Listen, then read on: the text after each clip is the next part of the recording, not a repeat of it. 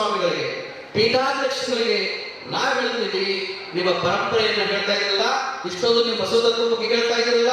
ನೀವೇ ನಾನು ಒಂದು ಕಡೆ ಹೇಳಿದ್ದೆ, ವಚನ ದರ್ಶನ ಅಂತ ಒಂದು ಗ್ರಂಥ ಲೋಕಾರ್ಪಣೆ ಇತ್ತು. ಅಲ್ಲಿ ಹೇಳಿದ್ದೆ, ವೀರಶೈವರು, ಲಿಂಗಾಯತರು, ಹಿಂದೂಗಳು ಅಂತ ಹೇಳಿ. ಹಿಂದೂ ಅನ್ನೋದು ವಿಶಾಲವಾದಂತ ಒಂದು ವಟವೃಕ್ಷ. ಆ ವಟವೃಕ್ಷದ ಕೊಂಬೆಗಳು ಅಂತಂದ್ರೆ ವೀರಶೈವರು, ಲಿಂಗಾಯತರು ಅಂತ ಹೇಳುತ್ತೆ. ಅದಕ್ಕೆ ಸಾಕಷ್ಟು ಜನ ಟೀಕೆ ಮಾಡಕ್ಕೆ ಶುರು ಮಾಡಿದ್ರು. ಹಾಗೆ ಸಾಕಷ್ಟು ಮೆಸೇಜ್ ಕಳಿಸಿದ್ರು. ನಾನು ನನ್ನ ಮಾತಿಗೆ, ನನ್ನ ವಚನಕ್ಕೆ ನಾನು ಬದ್ಧನಿದ್ದೇನೆ. ಇವಾಗಲೂ ಬದ್ಧ ಇದ್ದೇನೆ. ನೀವೇನು ಟೀಕೆ ಮಾಡ್ತಾ ಇದ್ದೀರ, ಬಸವ ತತ್ವದ ವಾಸು ಅಂತ ಹೇಳ್ತಿದ್ರಲ್ಲ, ನಿಮ್ಮ ಕೂತಿರುವಂತಹ ಮಠ ಪೀಠಕ್ಕೆ ಭಕ್ತವರ್ಗದವರನ್ನ, ನಿಮ್ಮ ಜಾತಿಯಲ್ಲಿ ಬರೆದಿರುವಂತಹ ಸ್ವಾಮಿಗಳಿಗೆ ಶಿಕ್ಷೆ ಕೊಟ್ಟು ಅವರ ಪೀಠಕ್ಕೆ ಕೂಡಿಸಿ ನಾನು ಬದುಕಿದ ಶಾಸ್ತ್ರ ನಮಸ್ಕಾರವನ್ನ ಮಾಡ್ತೇನೆ. ಆ ರೀತಿ ಮಾಡಿದವರು ನಮ್ಮ ವಿಜಯ ಮಹಾಂತ ಮಹಾಸ್ವಾಮಿಗಳು. ಅವರ ಸಾಹಿತ್ಯದಲ್ಲಿ ಬಹಳಷ್ಟು ಜನ ಜಗತ್ತು ನೋಡಿದ್ದೇನೆ. ಆದ್ರೆ ಅವ್ರ ಉತ್ತರಾಧಿಕಾರಿ ತಮ್ಮ ಸ್ವಜಾತಿಯವನ್ನೇ ಮಾಡಿದ್ರು. ಅಪ್ಪುಗಳ ಜೊತೆಗೆ ಇಟ್ಕೊಂಡೆ ಅಪ್ಪುಗಳನ್ನ ಎಲ್ಲ ಹೋಗ್ತಾ ಇದ್ರು. ಆದ್ರೆ ಅವರು ಲಿಂಗೈಕ್ಯರಾದ ಮೇಲೆ ಅವ್ರ ಪೀಠಕ್ಕೆ ತಮ್ಮ ಜಾತಿಯವನ್ನೇ ಮಾಡಿದ್ರು. ಭಕ್ತವರ್ಗದವರು ಮಾಡಲಿಲ್ಲ.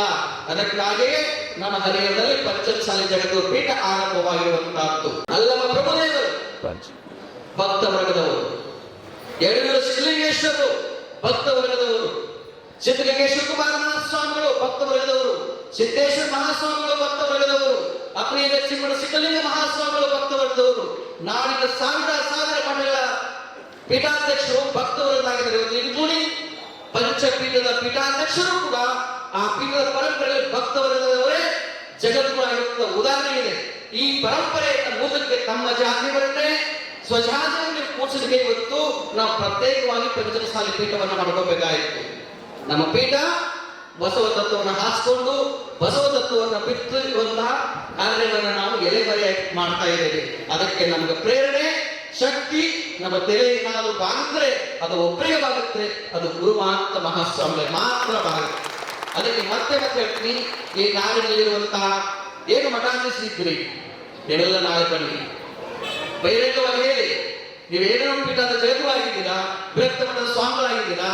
ನಾಳೆ ಭಕ್ತವರ್ಗದವರನ್ನ ಬಸವ ತತ್ವ ಹೇಳ್ತಿರಲ್ಲ, ನೀವು ಬೃಹತ್ ಪೀಠಗಳಿಗೆ ಆಗಿದ್ದೀರಲ್ಲ, ನಾಳೆ ನಿಮ್ಮ ಮಠಗಳಿಗೆ ಭಕ್ತವರ್ಗದವರನ್ನ, ದಲಿತರನ್ನ,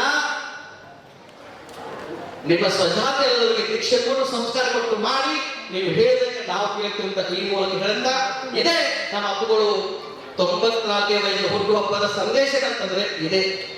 ಯಾಕಂತಂದ್ರೆ ಹಾಗೆ ಬದುಕಿದ್ರು. ನಾವು ಆಡುವಂತ ಮಾತು ಅದು ಕಠೋರ ಇರಬಹುದು. ಸತ್ಯವೆಂಬ ಕೂರಲನ್ನು ಹಿಡಿದು ಸಂಪತ್ತು ಗೆದ್ದಲು ಕಾಮ ಅಂತ ಹೇಳಿ ಬಸವಣ್ಣ ಹೇಳ್ತಾರೆ.